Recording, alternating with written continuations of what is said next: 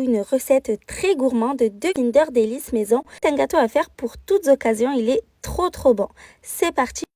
Pour la génoise au chocolat, je commence par mettre 5 œufs dans un récipient. J'ajoute 200 g de sucre et je fouette à l'aide du batteur électrique en augmentant la vitesse petit à petit. Je mélange jusqu'à ce que ça blanchisse et triple de volume. Ça prend entre 7 et 8 minutes. Par la suite, j'ajoute 30 g de cacao en poudre non sucré que je tamise pour éviter d'avoir des grumeaux.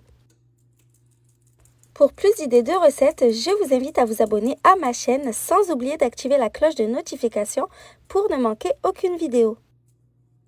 Je tamise également 90 g de maïzena, donc de la fécule de maïs, ainsi que 90 g de farine. La maïzena, c'est totalement facultatif, mais ça apporte plus de moelleux et beaucoup de légèreté.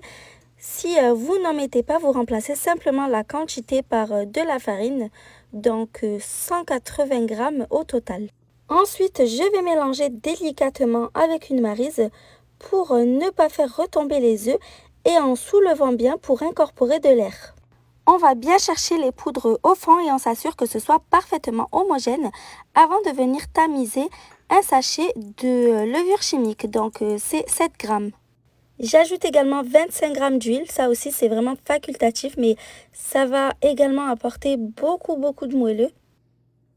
Je mélange à nouveau délicatement. Bien avant de préparer l'appareil à génoise qui ne doit pas tarder à aller au four, j'ai pris soin de préchauffer le four à 180 degrés et puis beurrer et chemiser de papier cuisson, un moule de 23 x 30 cm. Je verse l'appareil à génoise à l'intérieur du moule. Je veille à ce que la pâte soit bien uniforme dans le moule, qu'il n'y ait pas un côté où il y en a plus qu'un autre. Et j'enfourne donc à 180 degrés pour 20 minutes. Pendant que le gâteau cuit, je vais préparer un sirop à base de 200 ml de lait ainsi que 100 g de sucre. Vous mettez aussi de la vanille liquide ou en poudre. Moi, j'en mets pas parce que j'ai utilisé du sucre vanillé maison.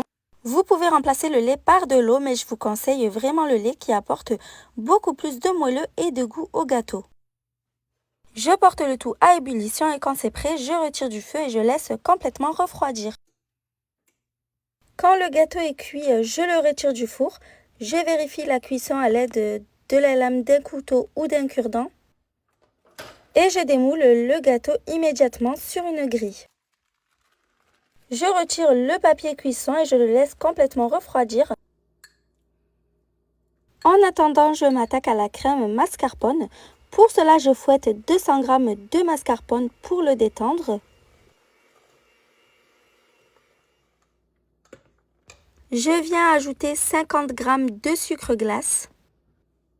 Une cuillère à café de vanille en poudre. Vous pouvez remplacer par du sucre vanillé ou de l'extrait de vanille liquide. Et je fouette à nouveau pour bien mélanger le tout.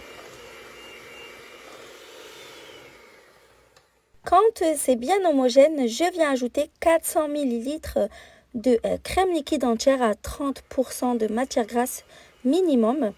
Donc elle doit être bien froide, je l'ai placée 15 minutes à l'avance au congélateur.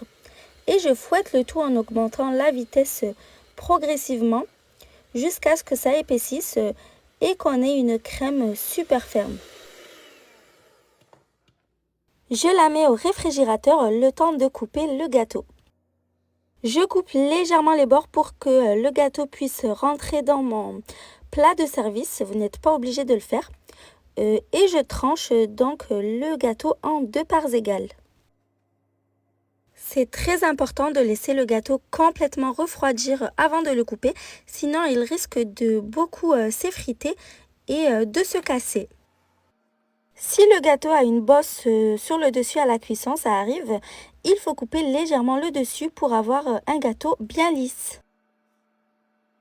Quand le sirop est bien froid également, donc je l'ai placé au frais, j'imbibe généreusement la première couche de génoise au chocolat. Je repasse 2 à 3 fois, n'ayez pas peur de l'imbiber, il va vite absorber et il sera super moelleux et fondant. Le second rectangle de génoise, je l'imbibe moins pour ne pas risquer de le casser en le portant par la suite. Je mets toute la crème mascarpone à la vanille sur la première génoise après l'avoir laissé absorber le sirop quelques minutes et je l'étale sur toute la surface. Pour permettre par la suite un beau glaçage, il est préférable de mettre le morceau de génoise du bas au-dessus du gâteau car il est beaucoup plus lisse et uniforme. Ensuite, délicatement, je viens recouvrir en déposant le second rectangle de génoise au chocolat sur la crème. J'appuie un peu pour, on va dire, souder le gâteau.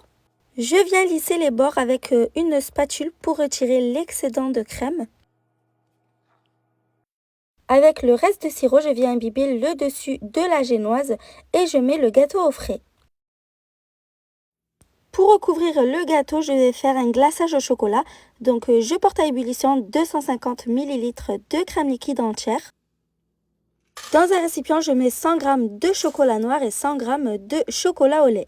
Je verse la crème bouillante par-dessus en 3 fois en mélangeant bien entre chaque ajout pour bien faire fondre le chocolat. Vous pouvez seulement utiliser du chocolat noir ou seulement du chocolat au lait, c'est comme vous voulez. Je vous rappelle que tous les ingrédients et les mesures exactes sont notés dans la description. Quand le chocolat est bien fondu, je viens ajouter 30 g de beurre et je mélange à nouveau jusqu'à ce que ce soit parfaitement lisse.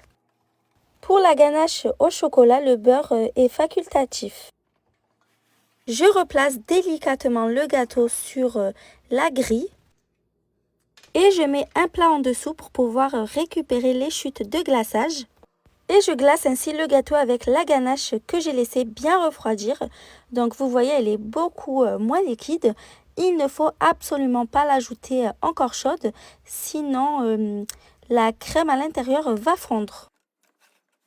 Je m'assure qu'il y en ait bien de partout et je laisse égoutter quelques minutes avant de remettre au frais pour 1 heure.